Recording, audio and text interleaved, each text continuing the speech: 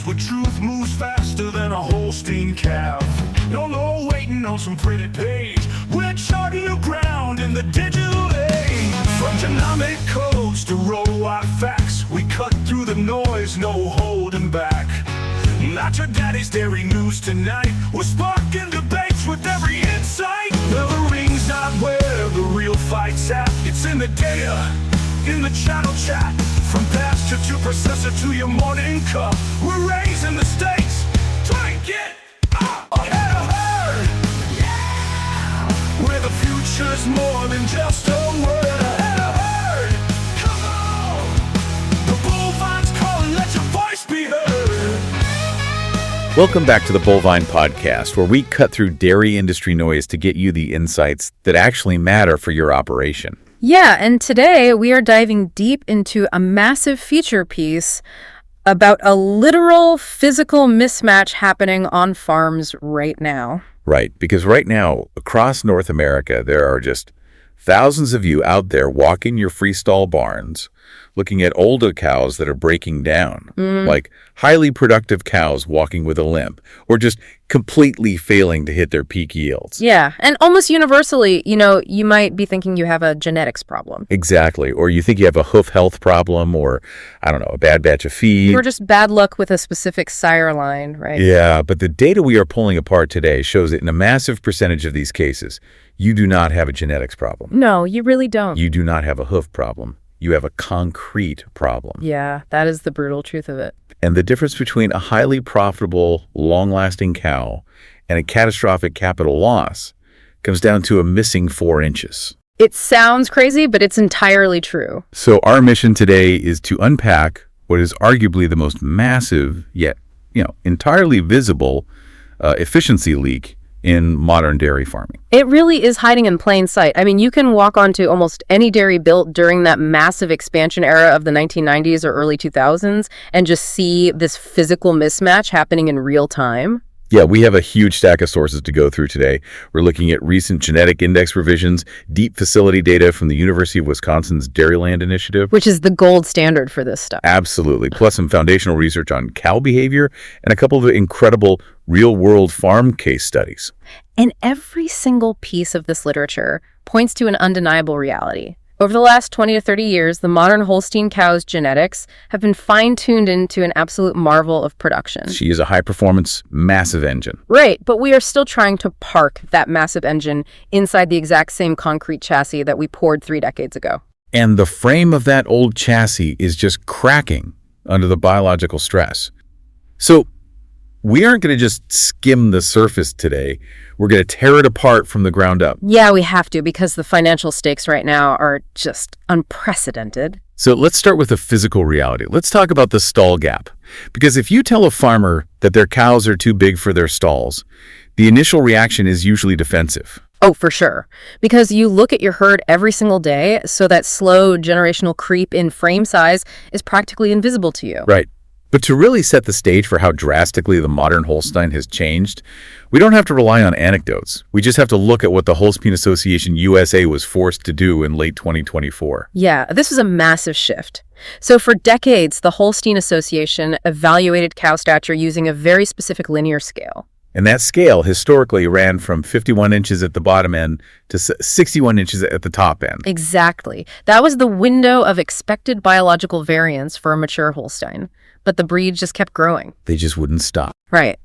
It got to the point where the evaluators were looking at these massive mature cows, and the animals were literally off the charts. Which is wild to think about. So in late 2024, heavily influenced by Dr. Jeffrey Bewley's cow measurement project from 2023, which, by the way, gathered thousands of hard data points on actual physical dimensions, the Holstein Association officially revised the scale. They didn't just tweak it, though. No, they shifted the entire window upwards. The new scale runs from 55 inches to 65 inches. Wait, I have to push back on that for a second, because a 4-inch jump across the entire biological spectrum of breed is not a minor adjustment. No, it's huge. That is an absolute tectonic shift in the phenotype of the animal. If a scale is designed to capture the bell curve of a population, and you have to move the entire bell curve 4 inches to the right. You are admitting that the fundamental architecture of the animal has completely transformed. Exactly. It's the governing body of the breed, officially stating that the 51-inch cow effectively no longer exists in meaningful commercial numbers. Yeah, and the 65-inch cow is now a standard expected part of the population. But here is the critical disconnect. The concrete. Right. While the Holstein Association can just print a new piece of paper with a new scale on it, you cannot just print a new barn. Which brings us to the concrete poured in the 1990s and 2000s. Let's talk about that era of expansion, when dairy transitioned heavily from tiestalls to large freestall operations. There were standard architectural blueprints that everyone followed back then. Yeah, when the contractors came in, poured the concrete platforms, and bolted down those steel divider loops, they were sizing them for the cows standing in the barn at that time. Precisely. And if we look at the historical specifications and compare them to the modern gold standard, the Dairyland Initiative, the conflict becomes mathematically obvious. Break down those Dairyland numbers for us. So the Dairyland Initiative bases all of its freestall dimension recommendations directly on the mature body weight of the cow. If you have an adult Holstein that weighs around 1,200 pounds, which was, a very standard, common, mature weight 30 years ago, the recommended stall width is 45 inches. 45 inches, that is the magic number. Yeah. That is the width locked into millions of existing freestalls across North America today. Because that was the absolute industry standard. But as we just established with the scale change, the cows did not stop at 1,200 pounds. No, they didn't. As the genetics pushed for more frame and more capacity, the average body weight of a mature Holstein in a high-producing commercial herd shifted dramatically. Today, it is incredibly common to have mature, third lactation and up cows weighing 1,600 pounds. Easy. And according to Dairyland, a 1,600-pound cow requires a stall width of 50 inches. Wow. And if you have elite, massive cows hitting 1,800 pounds, they require 54 inches of width. So let's just hold on that math for a second and visualize what is happening in the barn. A farm is operating a facility built in 1998. The concrete is perfectly sound. The steel loops are bolted tight at 45 inches on center. But the cow walking into that stall weighs 1,600 pounds. Her skeleton, her barrel, her sheer physical footprint demands 50 inches of space. Meaning she is operating at a deficit of 5 inches. 5 inches. And if she's an 1,800-pound cow, she is operating at a deficit of 9 inches. It's massive. Now, someone playing devil's advocate might say, well, so the stall is a little snug. 5 inches doesn't sound like a catastrophic problem. Humans sleep in beds that are too small all the time. Right, but a cow is not a human, and her resting behavior is a complex biomechanical process. It's not just a preference. Explain that biomechanics piece. You have a 1,600-pound prey animal. Every single time she tries to lie down to rest, and every single time she tries to heave herself back up, she has to fold and unfold that massive frame. Which takes a lot of coordination. Exactly. If the stall is 45 inches wide, but her body requires 50 inches just to clear the hardware, she is physically fighting the steel architecture of the barn. Her hips are hitting the loops. Her ribs are banging against the dividers. Nigel Cook's team at Wisconsin notes that moving from a 45-inch stall to even a 48-inch stall provides a massive, measurable improvement in the ease of motion for mature Holsteins. And when that space isn't there, the cow simply refuses to fight the steel. Which leads perfectly to the behavioral data. And this is where the physics of the stall translates into the psychology of the cow. Cassandra Tucker and her research group at the University of British Columbia did an absolutely fascinating study on this, didn't they? Oh, really did. They didn't just guess at how cows feel. They put cameras in the barn and watched exactly what large cows do when you force them into undersized stalls. Set up that study for us. What was the parameters? So Tucker's group set up a highly controlled observational study. They took a group of modern Holsteins averaging around 1,600 pounds, and they housed them in pens where the freestall widths were manipulated. Okay, so they changed the loop spacing. Yeah. They had stalls set at 44 inches, 48 inches, and 52 inches wide. Then they continuously recorded the cow's behavior, tracking exactly how many hours a day the cow spent lying down, standing in the alley, and interacting with the stall. And what did the cameras actually show? Well, the results were a perfect validation of the Dairyland specifications. When the stall width was increased from 44 inches to 48 inches, the total lying time of the cows significantly increased. That makes sense. And they saw smaller, but still positive, incremental gains when moving from 48 to 52 inches. The cows clearly preferred and utilized the wider stalls. But the truly critical finding, the really alarming finding, was what happened in those narrow 44-inch stalls, right? Yes. The 1,600-pound cows didn't just lie down less. They didn't just stand out in the alleyway. They exhibited a very specific, highly destructive behavior known as perching. Perching. If you have ever walked a freestall barn and actually stopped to watch your cows for more than 5 minutes, you've seen them. Oh, absolutely. For anyone who might not be familiar with the exact terminology, perching is when the cow stands with her front 2 feet up on the elevated soft bed of the freestall, but she leaves her rear 2 feet down in the concrete alleyway. She is standing on a slant, half in and half out of the bed, usually just staring blankly at the wall or the cow across from her. It is the ultimate posture of physical frustration. It really is. Biologically, her drive to lie down and ruminate is overwhelming. I mean, a high-producing dairy cow needs 10 to 14 hours of lying time a day to function optimally. So she approaches the stall because she wants to rest. Exactly.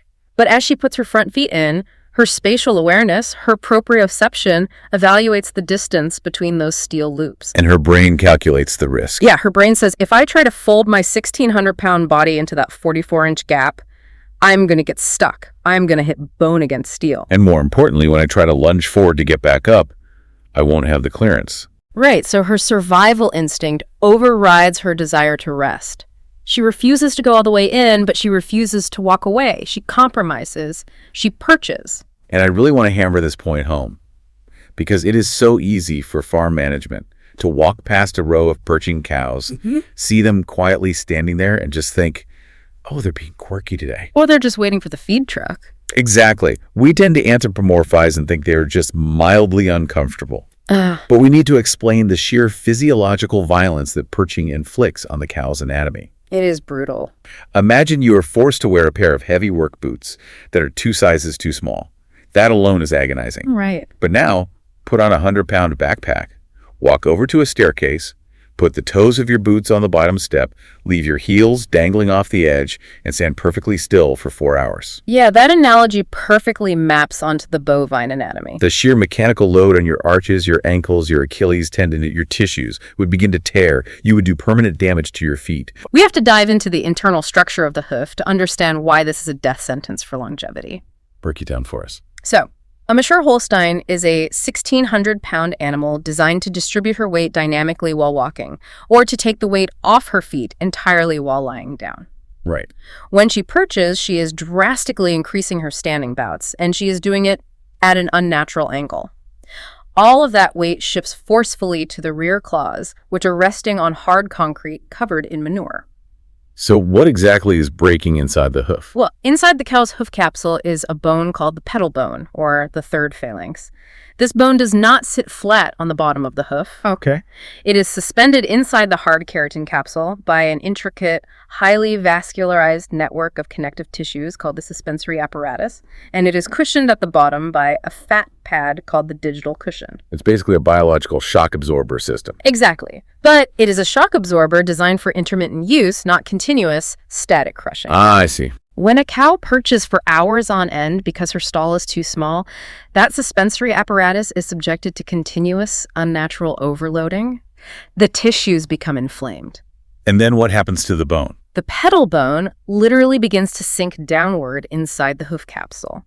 As it sinks, it crushes the blood vessels in the corium, which is the living tissue that produces the sole of the hoof. You are literally pinching off the blood supply to her own feet. Yes, and when you cut off the blood supply, the tissue dies. This necrosis manifests as sole hemorrhages, which eventually erupt into full-blown sole ulcers. And a sole ulcer is just a raw, bleeding hole right through the bottom of the foot. It is agony for the cow.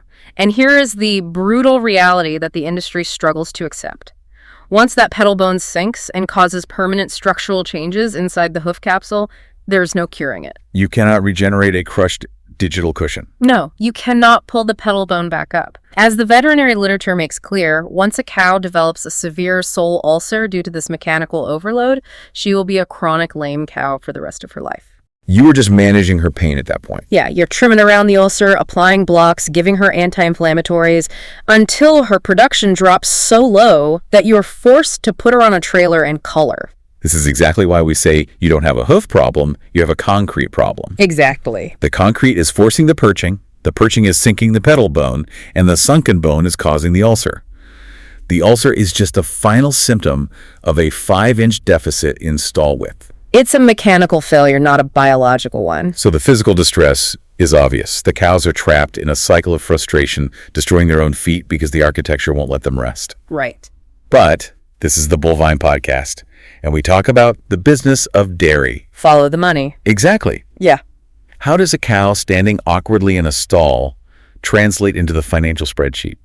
Because I guarantee you, a farm manager can see a dozen cows perching and not realize that there is a massive volume of revenue evaporating right in front of their eyes. This is where the physics lesson transitions into the economics of discomfort. And the data here should make every lender and farm owner sit up and pay attention. Let's get into it. It all revolves around the concept of time budgets. A cow only has 24 hours in a day. Her day is a zero-sum game. She has a schedule she has to keep. Yeah, she needs to allocate specific amounts of time to eating at the bunk, drinking water, standing in the holding area, getting milked, and most crucially, resting in the stall. And resting isn't just about sleeping. Resting is when a cow makes milk. Let's explain that biological mechanism because it's vital for farmers to grasp. Right, so when a cow lies down, the blood flow to her udder increases by roughly 30 to 50% compared to when she is standing. That's a huge jump. It is. The udder is a factory that requires raw materials. The blood carries the volatile fatty acids, the amino acids, and the glucose that the mammary cells synthesize into milk. So if she is standing, her blood is fighting gravity and pooling in her extremities. Exactly. When she lies down, the floodgates open to the udder. Therefore, lying time is literally milk manufacturing time. And Rick Grant's research team at the Minor Institute has quantified exactly what that manufacturing time is worth. Give us the numbers. Through extensive behavioral and production tracking, Grant's data suggests that for every single lost hour of lying time below her optimal requirement, a cow produces roughly 2 to 3.5 pounds less milk per day. Hold on. I want to make sure every single listener hears that clearly. 1 hour of denied rest equals up to 3.5 pounds of milk that simply never gets synthesized. It never enters the bulk tank. Wow. And what does the variance in resting time look like out in the real world? It's staggering. Nigel Cook gathered time budget data from 17 different commercial freestall barns in Wisconsin. He found that while the average lying time across the study was about 11.3 hours per day, the range was incredibly wide. What was the high end? On the high end, in exceptionally comfortable, well-designed facilities, cows were resting up to 17.6 hours a day. Incredible. And the low end? On the low end, in overstocked, poorly designed, or undersized facilities, average lying time crashed to a miserable 2.8 hours per day. 2.8 hours. Yeah. A cow cannot physically survive long-term on less than 3 hours of rest. No, her immune system will collapse, her metabolic efficiency will crater, and her hooves will disintegrate. Okay, but let's look at a more common moderate scenario. Let's do the barn math on this, because mapping this data onto a hypothetical commercial herd makes the financial stakes undeniable. Let's do it. Let's say you have a standard 200-cow freestall operation. Inside that herd, you have a normal demographic spread. You've got your first lactation heifers, your second lactation cows, and let's say you have 50 mature, older cows, third lactation and up. These are your heavy hitters. Right. These are the biggest animals in the barn, the ones hitting that 1,600 or 1,800-pound mark. Now, because your barn was built in 1999, your stalls are locked in at 45 inches. So the heifers fit fine? Yes. But those 50 massive mature cows are struggling. They are perching. Let's be highly conservative and say those 50 cows lose just 1.5 hours of lying time a day because they have to fight the steel to lie down. Which, by the way, based on Cassandra Tucker's perching observations, is an incredibly conservative estimate. A cow in a severely undersized stall can easily lose 3 or 4 hours of resting time. Exactly. We are intentionally lowballing the damage here. So using the mid-range of Rick Grant's data, let's equate 1.5 hours of lost rest to 3 pounds of lost milk per hour. Okay, so that means you're losing 4.5 pounds of milk per cow per day. Multiply that 4.5 pounds by those 50 mature cows. That is 225 pounds of milk lost every single day. Yeah. Run that out over a standard 305-day lactation cycle. That adds up to 68,625 pounds of milk. Gone. Just vanished into thin air. At $20 per hundredweight, that's almost $14,000 of gross revenue erased every single year, strictly because the metal loops are 5 inches too close together. And remember, that is just the opportunity cost of the lost milk. It doesn't factor in the treatment costs for the sole ulcers, the discarded milk from the antibiotic treatments, or the reproductive failure that often accompanies lameness. Right. But if a farmer is still skeptical, if they're thinking, well, my older cows just naturally taper off, it's a genetic limit, not a stall limit, we have the ultimate statistical proof. The smoking gun in this entire debate. This comes from an analysis by Nigel Cook using AgSource DHIA data. The mature equivalent gap. I love this study because it completely destroys the bad genetics argument. Break down how Cook isolated the barn as the culprit. So Cook wanted to look at how cows perform relative to their genetic potential across different environments. He used a metric called ME milk, or mature equivalent milk. Explain ME milk for a second. ME is a standardized calculation that adjusts a cow's production for age, season of calving, and geographic location.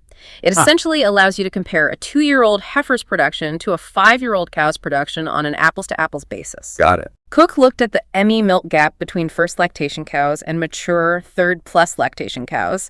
Theoretically, based on genetics and physiological maturity, the older cow should significantly outproduce the heifer, creating a positive ME gap.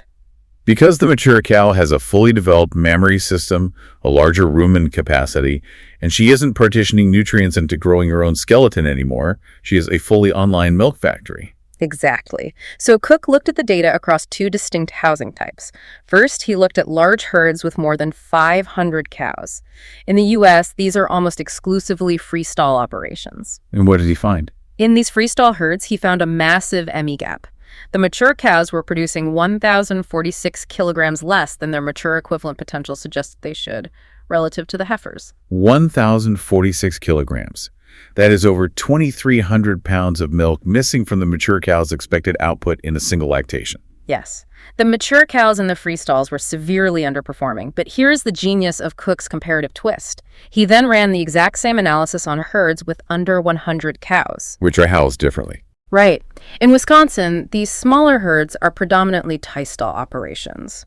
When he looked at the tiestall data, that ME gap shrank to only 475 kilograms, less than half of the freestall gap.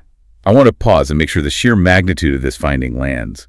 The genetics across Wisconsin are heavily homogenized. Artificial insemination means the exact same bulls are being used in the 60-cow tiestall as in the 800-cow freestall. Exactly. The genetics are identical. The feed quality is roughly comparable. Yet the older, bigger cows in the freestall barns are underperforming their genetic potential by more than twice as much as the older, bigger cows in the tiestall barns. It proves unequivocally that the genetics aren't simply quitting as the cow ages. If it were a genetic flaw, if these cows were just bred to burn out after their second lactation, the ME gap would be identical across all housing types. The massive gap in the freestalls proves that the environment itself is disproportionately punishing the larger, older animals. Think about the physical life of a cow in a tiestall. She is confined to her specific stall space. She does not have to walk hundreds of yards on concrete to a parlor 3 times a day. Right. She does not have to navigate narrow alleyways, pivot around tight corners, or fight dominant boss cows to squeeze into a freestall bed. Her environment requires very little mechanical exertion. But in the freestall, the physical mismatch of the stall width, combined with the required locomotion, absolutely grinds the larger cow down. The barn is literally punishing her for growing into her mature frame. And as the Dairyland sources note, when you go onto a freestall farm that has a massive ME gap, and you tear out the concrete, widen the stalls to 50 inches, and put in deep, comfortable bedding, that ME gap shrinks dramatically. In some highly optimized herds, it essentially disappears entirely. The older cows suddenly start hitting their 130, 140-pound peaks again. It is the ultimate proof. You do not have a bad feet and legs problem. You have a barn that is actively punishing the frame those genetics created. Which brings us to the terminal cost of this punishment involuntary culling. We have to talk about the sheer capital destruction of replacing these cows. Yeah, let's look at those numbers. When a cow goes lame because she is perching in a 45-inch stall, the financial bleed accelerates rapidly.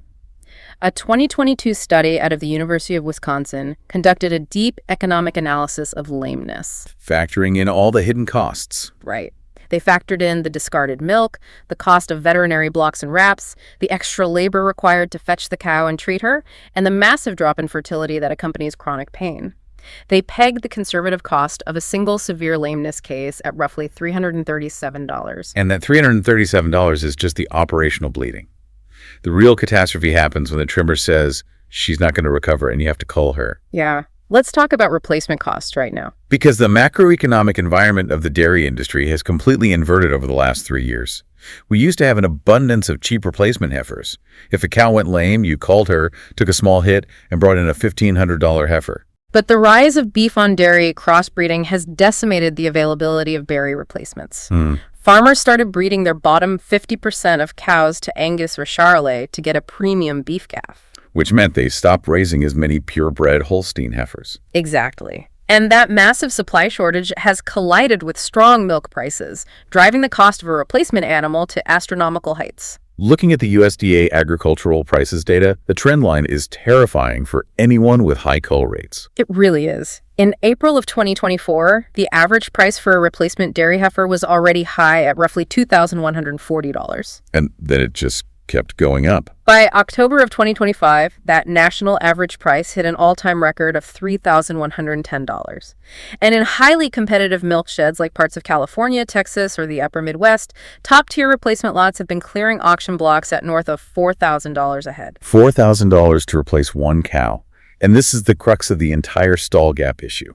When you are forced to cull a mature third lactation cow early, not because her udder broke down, not because she got mastitis, not because she was genetically infertile, but simply because she couldn't stay sound in an undersized stall. You are taking a massive, completely unnecessary financial hit. You are throwing away a $4,000 replacement investment on an animal that still had 2 or 3 years of highly profitable biological productivity left, if only she had 5 more inches of concrete. It is the definition of a self-inflicted wound. So we know the damage is severe, the physical reality of the perching and the sole ulcers is grim, and the financial reality of the lost milk and the $4,000 replacements is even worse. The problem is clear, but how do we actually fix it? What does it look like when a commercial farm decides they have had enough of the bleeding and takes drastic action? Right. Let's look at a real-world transformation. But before we dive into the specific case study of Kip Law, we need to add one more dimension to our architectural discussion. We have spent a lot of time talking about the width of the stall, but we also have to talk about the length. Right, because the cow operates in 3 dimensions. And the length requirement brings us to a concept called the lunge box. Explain the biomechanics of how a cow actually stands up, because it is very different from a horse or a human. Yes, stall width is only half of the biological equation. When a 1,600-pound cow gets up from a resting position, she does not just stand straight up like an elevator. No, she uses a complex, highly coordinated forward-lunging motion. Exactly. A cow is incredibly front-heavy. A massive percentage of her weight is carried in her head, neck, and forequarters. To lift her hind end off the ground, she has to act like a pendulum. I picture kind of like a rocking chair mechanism. That's a great way to look at it. She thrusts her massive head and neck forward and downward. This violent forward momentum shifts her center of gravity directly over her front knees, which are acting as a fulcrum. Okay. Once the weight is transferred forward, she can elevate her hindquarters, lock her back legs, and then lift her front end. So they have to rock all that weight forward to get enough momentum to lift the back half. If you put a wall right in front of the rocking chair, it can't tip forward and you can't get out of it. That is exactly the physics involved. And that forward thrust requires a significant amount of unobstructed space directly in front of the cow. This is the lunge box. What are the specific measurements we need there? The Dairyland initiative specifies that a mature Holstein needs a minimum of 10 feet of total stall length if she is facing a solid wall, just to allow her head to complete that full forward lunge without smashing her nose into the concrete or the boards. And what if they face each other? If you have a head-to-head platform, which is incredibly common, where 2 rows of cows face each other and share the airspace in the middle, the total platform needs to be 17 feet wide. Okay, 17 feet total. Right. That gives each cow 8.5 feet of space, so they can lunge forward simultaneously without colliding with the animal resting across from them. But just like the 45-inch width deficit, a lot of older barns missed the mark on the lunge space too, didn't they? Completely. In the 1990s, contractors frequently built head-to-head platforms to a 15-foot or 16-foot minimum. And again, for a 1,200-pound cow with a shorter neck and a smaller frame, 16 feet was passable. But not for the 65-inch scale giants. No. Her nose-to-tail length increased drastically, and her required lunge arc expanded.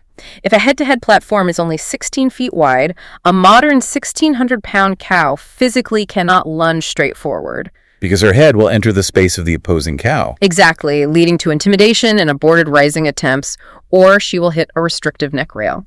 So what does she do when the rocking chair is blocked? She is forced to adapt, and she does it poorly. She performs what is called a side lunge. That sounds painful. It is.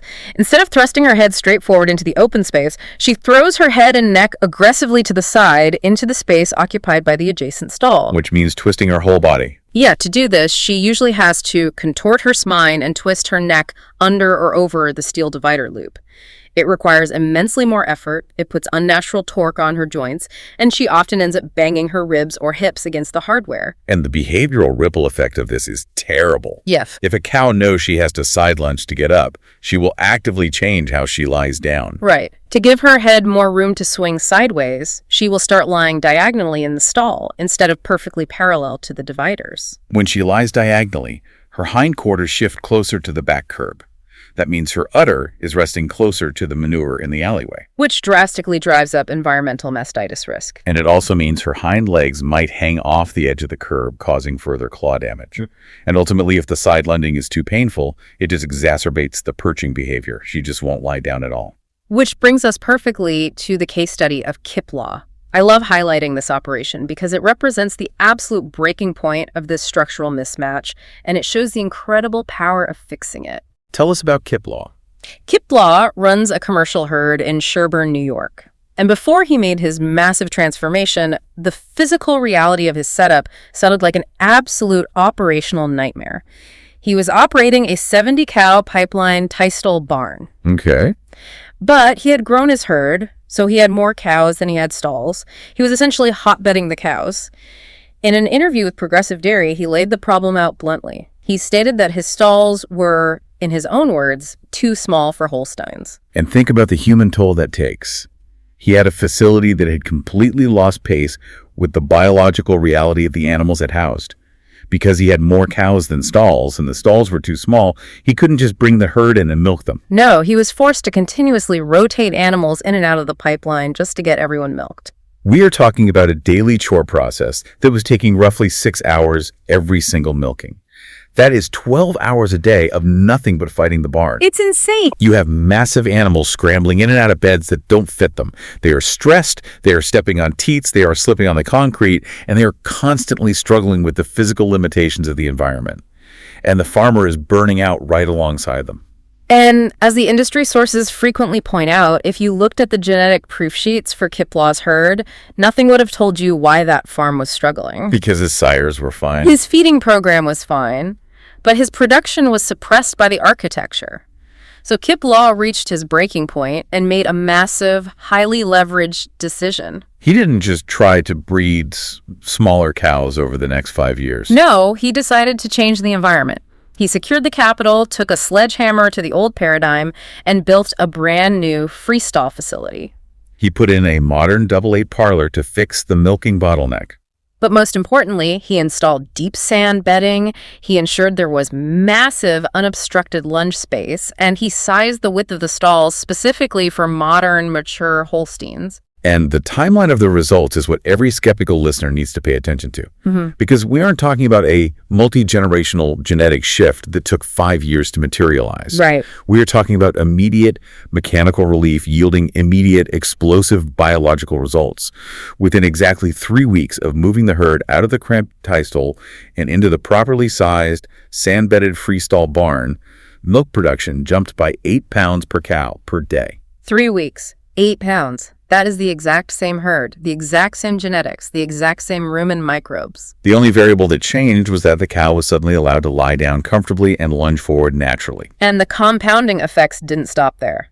Over the next 2 years, as the lameness healed, as the chronic stress dropped, and as the cows fully adapted to their natural time budgets, his average daily production climbed from 55 pounds to 70 pounds per cow. That is a staggering 27% increase in daily production. And let's look at the macro numbers of his business.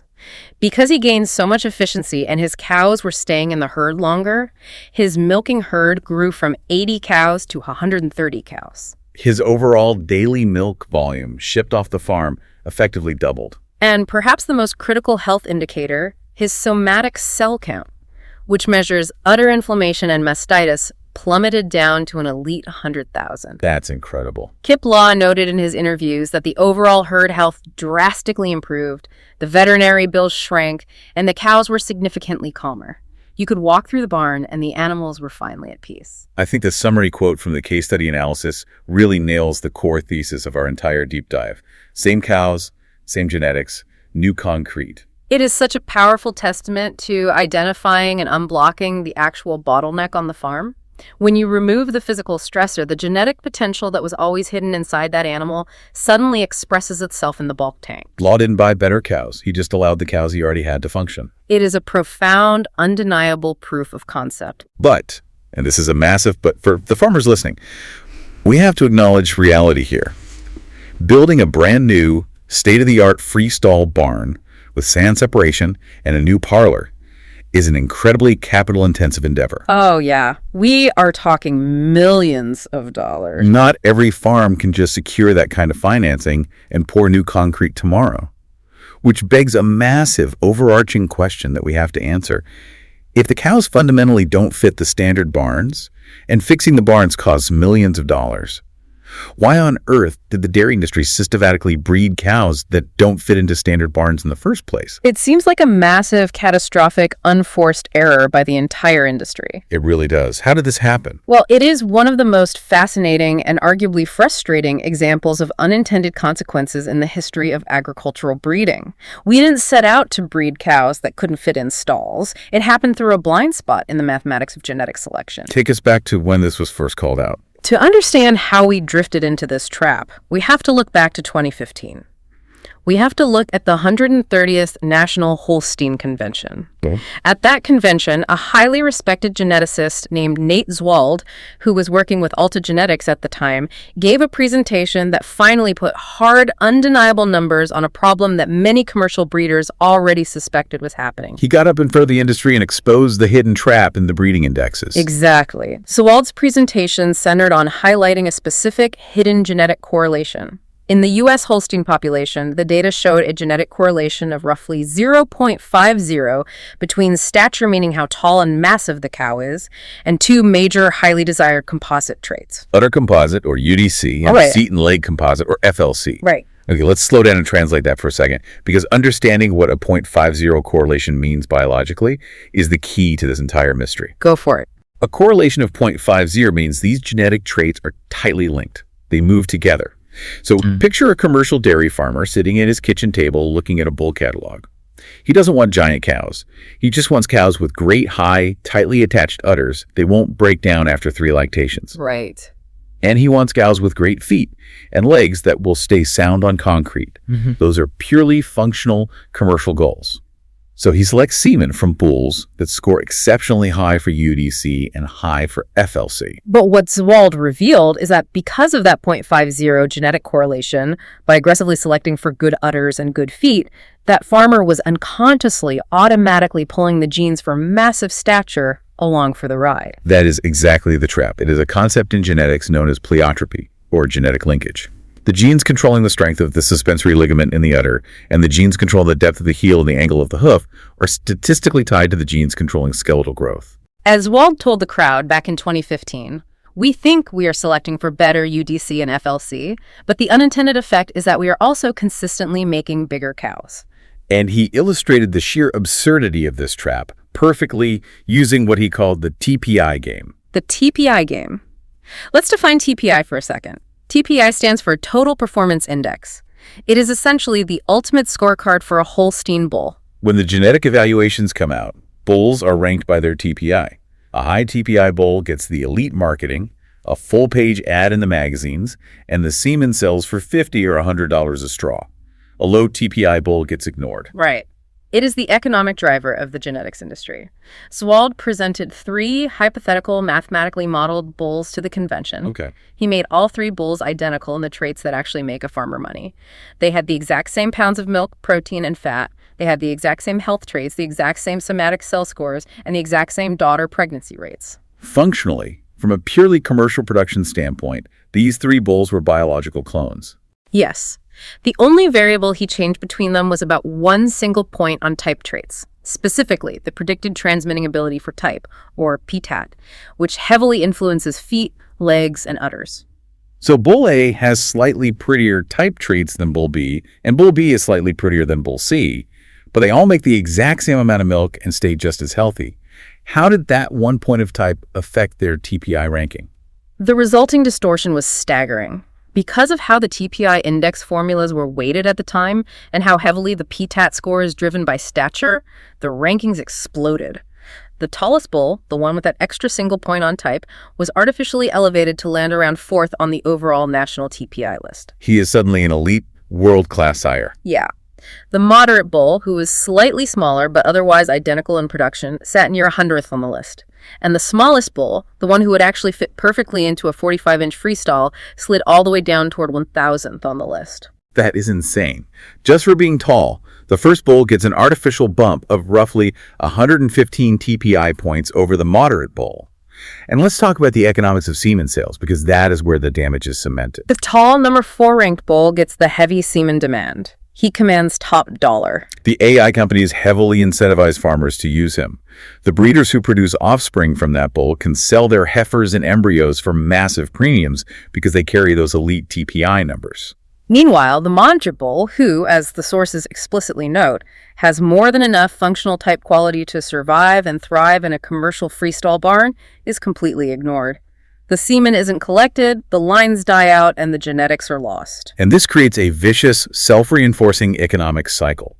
The industry effectively and somewhat accidentally prioritized a show ring aesthetic, tall, angular, incredibly sweeping frames over commercial freestall efficiency. They were optimizing for a vanity metric. And because genetics are a compounding science, the problem locked in very quickly. How quickly are we talking? The Holstein Association notes that stature is one of the more highly heritable linear traits, with heritability estimates consistently sitting in the low to mid 0.4 range. Which means what, practically? It means when you select for a tall bull, you very reliably and very quickly get a tall daughter. It passes down strongly and predictably from generation to generation. It is not easily diluted by environmental factors. We march steadily, year after year, toward the 65-inch scale, entirely blind to the concrete constraints. But what the industry didn't account for initially wasn't just the fact that the cows didn't fit in the stalls. They completely ignored the hidden thermodynamic tax of all that extra bone, muscle, and tissue. And this is where the research from the University of Guelph in Ontario and the USDA becomes incredibly critical. The maintenance energy costs. We built massive engines, but we forgot to check the fuel efficiency. Exactly. The laws of physics and thermodynamics applied to biology. A larger cow requires fundamentally more energy just to stay alive. Before she produces a single drop of milk, she has to burn calories to maintain her core body temperature, pump blood through a larger vascular system, and power the muscles required to stand up and walk. Genetically larger cows consume significantly more dry matter intake, or DMI, simply for this overhead maintenance. Research definitively shows that when you account for that massive overhead cost, the giants tend to produce milk less efficiently per pound of feed than a moderate-sized cow. Furthermore, the USDA data confirms that larger body size and extreme stature are unfavorably associated with longevity and fertility. The massive cows have shorter productive lives, they struggle more to get pregnant, and they break down faster. So to summarize the disaster, we built giant engines that require a massive amount of expensive fuel just to idle. We prioritized how they looked on paper over how they actually functioned. And then we tried to cram them into tiny chassis that destroyed their feet, guaranteeing they would die young. It is the perfect storm of inefficiency. But, and this is where the story gets incredibly inspiring, if the broader industry accidentally drifted into breeding giants, there are individuals who saw the trap early, called it out, and actively bet millions of dollars against it. Which brings us to the second case study, and arguably one of the most fascinating figures in modern dairy genetics. If Kip Law's solution was to spend the money to fix the concrete to accommodate the giant cows, Don Benink decided to completely re-engineer the cow to accommodate the concrete. Let's talk about Don Benink and North Florida Holsteins. To give the listener a sense of scale, we need to establish that Don Benink is not running a niche 40-cow hobby farm. He is not experimenting with crossbreeds in a pasture. No. According to a 2017 industry profile, North Florida Holsteins, located down in Bell, Florida, was milking about 4,200 cows at any given time, with roughly 10,000 total head of cattle on site. They ship approximately 140 million pounds of milk every single year, and they manage all of this through about 4,000 sand-bedded freestalls. It is a massive, highly optimized, incredibly intense commercial operation. And Bennick developed a very specific, ruthless philosophy on breeding because of the sheer hostility of where he farms. He originally farmed in New York, but moved to Florida in 1980. And he realized immediately that if you were going to take a Holstein, a breed originating in the cool climate of Northern Europe, and try to milk her in the relentless heat and crushing humidity of Florida, you cannot mess around with biological inefficiency. A massive cow generates massive amounts of metabolic heat. In Florida, that heat is a killer. So he had to become relentless about comfort, cooling, and housing. But his philosophy on genetics is what makes him a legend. He looked at the show ring trends, he looked at the TPI game pushing for 65-inch cows, and he was bluntly contrarian. He stated plainly in interviews that the taller, more angular sweeping cow favored by the national classification systems is so far removed from what an actual commercial milk producer wants that it is practically irrelevant. His entire breeding program is built around 3 uncompromising pillars: high production of components, strong health traits, and relentless feed efficiency. And here is the absolute picker. When faced with the stall gap, Bennick completely refused to widen his stalls to chase the genetic trend of taller cows. He had 46-inch freestalls in his barns. And instead of pouring new concrete, he made a hard, calculated decision.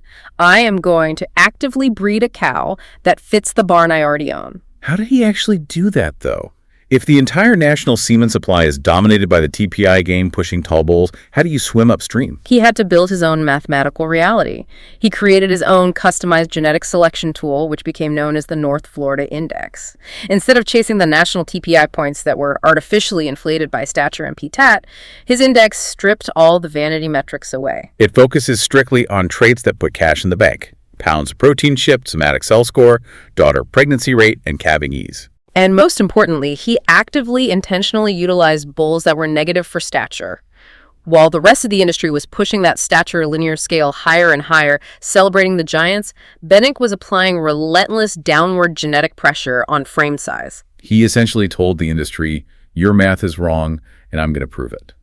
And it wasn't just a quirky, isolated experiment that yielded mediocre results.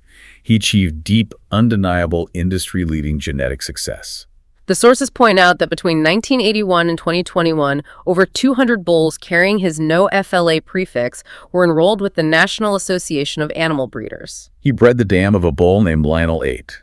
Lionel wasn't just a good bull. He actually topped the national TPI list in April 2022 because his production and efficiency numbers were so overwhelmingly massive that they overpowered his moderate-type traits. And Bennick bred No Fele Matriarch, a legendary cow who sits in the top 20 all-time for productive life with a staggering score of 7.3.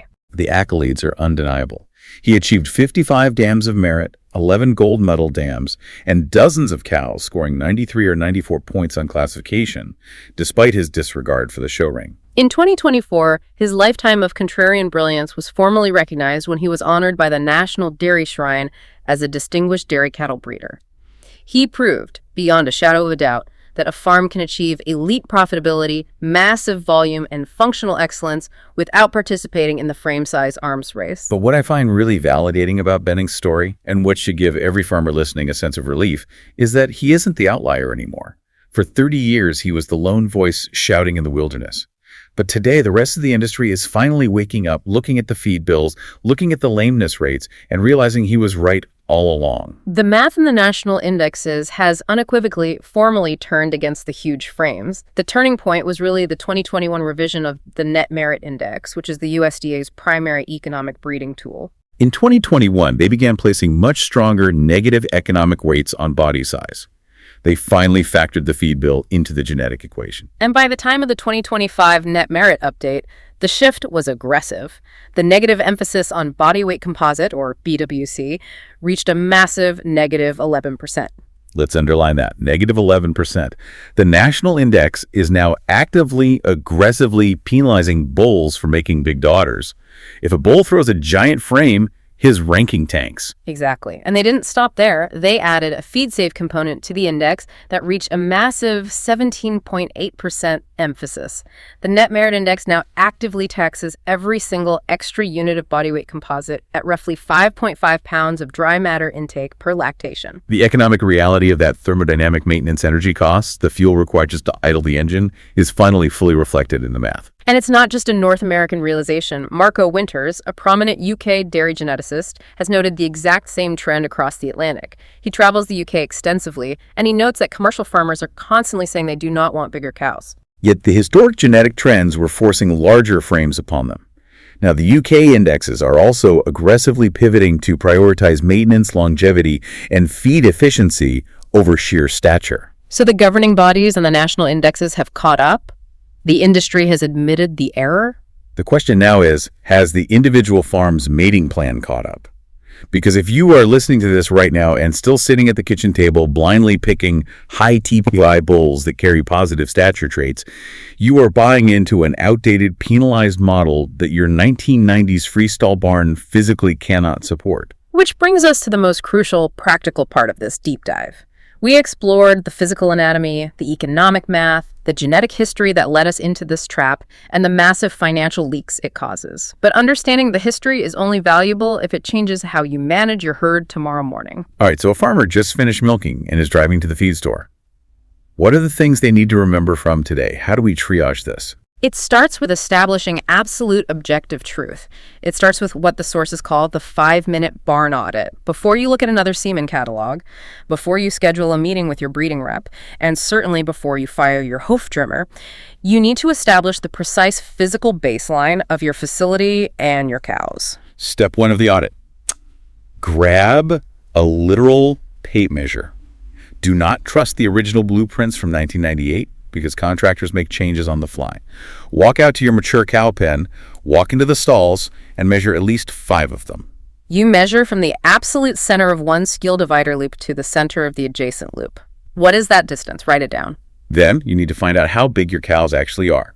Don't guess. Check your herd records. Pull up Lactanet, or call your nutritionist and ask for the actual scale weights of the cull cows shipped last month. What does your average mature cow weigh? If the data says you are milking 1,600-pound cows and your tape measure says your stalls are 45 inches wide, you don't need a consultant to tell you what's wrong. You immediately know you are operating at a severe 4 to 5 inch deficit from the Dairyland Initiative recommendations. Step 2 of the audit is measuring the platform length for the lunge box. Take that same tape measure to your head-to-head platforms. Measure from the rear curb of one stall to the rear curb of the opposing stall. If that total span of concrete is under 16 feet wide, it is mathematically below the minimum recommendation for a forward lunge for mature Holsteins. If your audit reveals short platforms combined with narrow stalls, you are virtually guaranteeing that your cows are side lunging, lying diagonally, and destroying their feet. Step 3 requires putting the tape measure away and looking at the animals. Do a formal locomotion check. Take 10 minutes, stand at the exit of the parlor, and score 20 of your mature cows as they walk past you on a flat surface. Use the standard 1 to 5 locomotion scale, where 1 is a perfect flat back stride, and 2 is a slight arch in the back with a mild favoring of limb. If more than 20% of your mature herd lands at a score of 2 or worse, meaning they are showing visible, consistent signs of lameness or altered gait, you have a systemic problem. And as Cook's data showed us, the stall design is almost always the invisible hand driving that lameness. Step 4 is checking your stall comfort index, or the SCI proxy. The easiest, most effective way to do this is to walk your high production group roughly 2 hours before their scheduled milking time. At this specific point in the diurnal cycle, the vast majority of those cows should be lying down, resting, aggressively ruminating, and making milk. If you look down the alley and see that more than 20% of the cows touching a stall are standing idle, meaning they are perching with their front feet in, or they are standing fully inside the stall without making any attempt to lie down, your barn is screaming at you.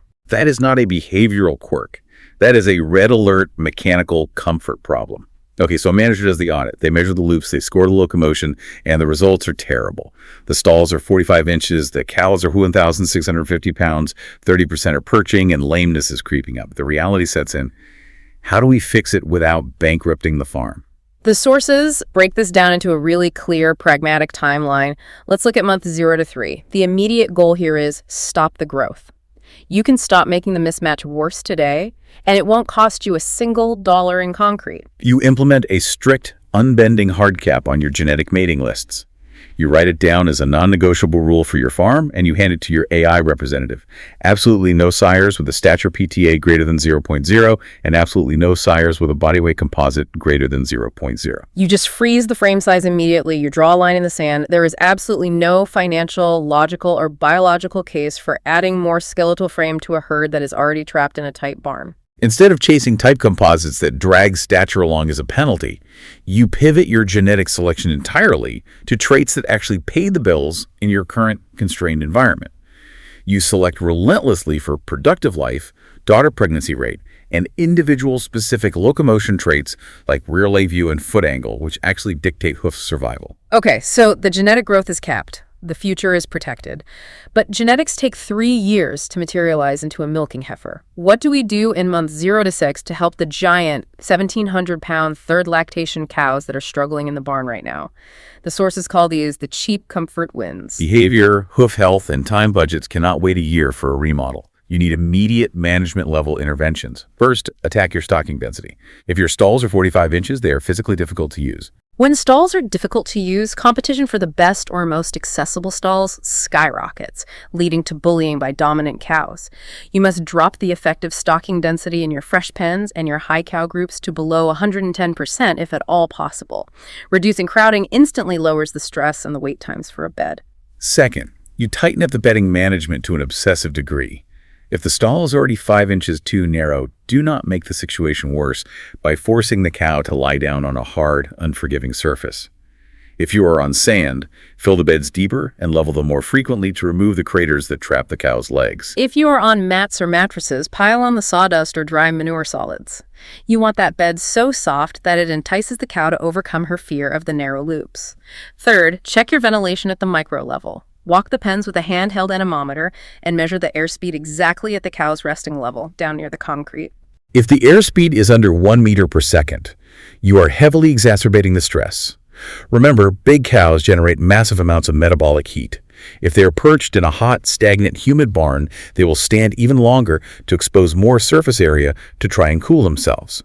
Standing to cool accelerates the hoof damage exponentially. Fix the fans, fix the louvers, get the air moving over the beds. And finally, implement a militant locomotion scoring schedule. Score the high-risk groups every single month. When you spot a cow transitioning from a score 1 to a score 2, or you see a score 3, do not wait for the scheduled monthly trimmer visit. Pull her, block her, treat her immediately, and move her to a dedicated low-density pack or the most comfortable pen you have. Remember, every time a lameness case goes chronic, $337 and potentially a $4,000 replacement cost evaporate.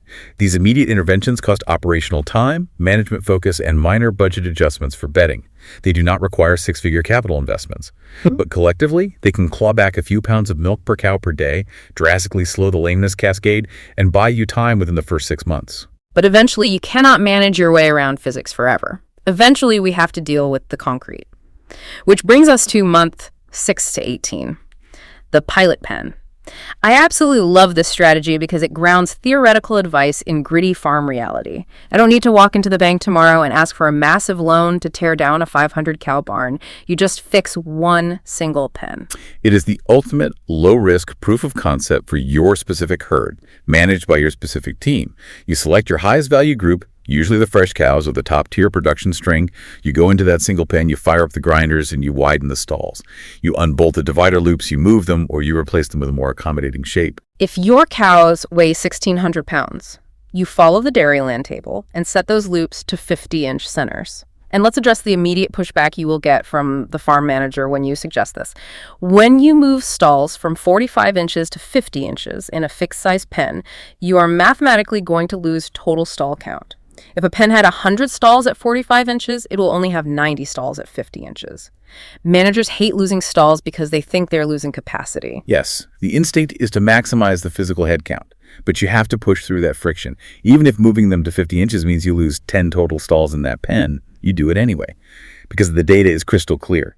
The gain in individual cow performance, the massive leap in lying time, and the drop in lameness among the 90 cows will far outpace the production you thought you were getting from cramming 100 distressed cows into the same space. Once the pilot pen is remodeled, you track the metrics relentlessly. You compare the bulk tank milk weights, the lying behavior, and the lameness scores of the cows in the 50-inch pilot pen directly against the cows still suffering in the 45-inch pens. As Nigel Cook's research explicitly points out, increasing stall width for large mature Holsteins is one of the most powerful, highest return facility improvements you can make. And that data collection leads perfectly into the final phase, month 12 to 24. Fund the concrete.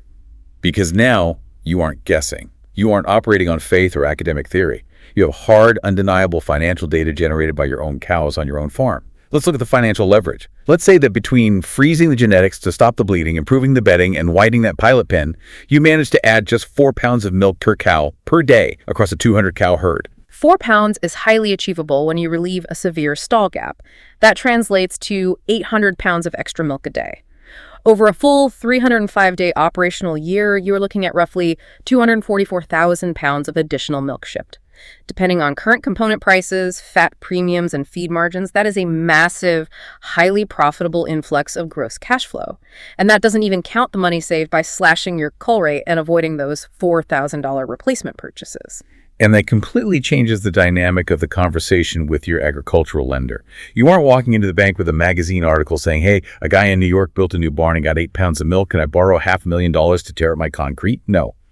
You walk into the bank with a spreadsheet of your own herd's DHIA data. You prove to the loan officer that when you gave your specific cows 5 more inches of space in the pilot pen, they yielded 250,000 more pounds of milk annually, and your vet bills dropped by 20%. You use the projected revenue of the recovered milk to easily secure and service the loan to remodel the rest of the facility. It is a self-funding pathway out of the mismatch. It requires discipline, but it works. So we have comprehensively covered the physical reality of the stall gap, the brutal economic math of lost rest, the genetic history that blindly led us into the trap, and 2 totally different proven ways to solve it, either rebuilding the barn around the cow like Kip Law, or re-engineering the cow to fit the barn like Don. Plus, we've laid out the pragmatic, step-by-step audit to start fixing the problem this afternoon. The overarching takeaway of all this data is simple but profoundly important for the future of a farm. You cannot manage your way out of a physical architectural mismatch with a hoof trimmer and an anti-inflammatory injection. If your genetics and your concrete are pulling in opposite directions, the concrete will always win and the cow will always pay the ultimate price. It is a silent, daily theft of milk and capital. And it is entirely preventable once you recognize what you are looking at. But before we sign off, I want to pull back from the concrete for one final, provocative thought about where this industry is heading. It is a necessary thought. If we connect this entire stall gap saga to the bigger picture of agricultural progress, it raises a fascinating, almost unsettling question about the future. Right now, the industry is successfully pivoting. The net merit indexes are heavily, aggressively taxing body weight. Breeders everywhere are trying to emulate Don.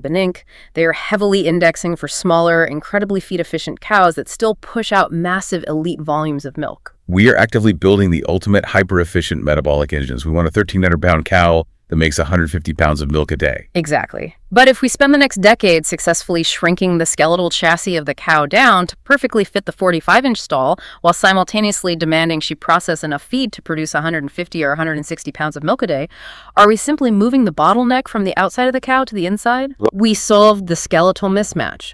We solved the concrete problem. But will we reach a point where the cow's internal metabolic engine outpaces her biological hardware in a completely new, invisible way? Will the sheer cellular stress, the liver function, and the metabolic heat required to process that much feed and produce that much milk break her down internally in a way that our current genetic indexes, just like our teat measures back in the 1990s, are completely blind to? That is a wildly unsettling thought. We stop breaking their legs on the concrete, but we start redlining their internal metabolic engines until they blow a gasket. It's the ultimate reminder that in biology, there is always a limiting factor. You cannot just keep adding pressure and demanding more power from the system forever without eventually cracking the frame somewhere else. That is a concept I am definitely going to be chewing on for a while, and I hope everyone listening does too. This has been another Bullvine podcast from the Bullvine Podcast. For more straight-talking industry analysis, head to www.thebullvine.com. Subscribe wherever you get podcasts. We're out with new episodes every day, and upcoming topics will be deep diving into robotic milking efficiency limits. Thanks for listening.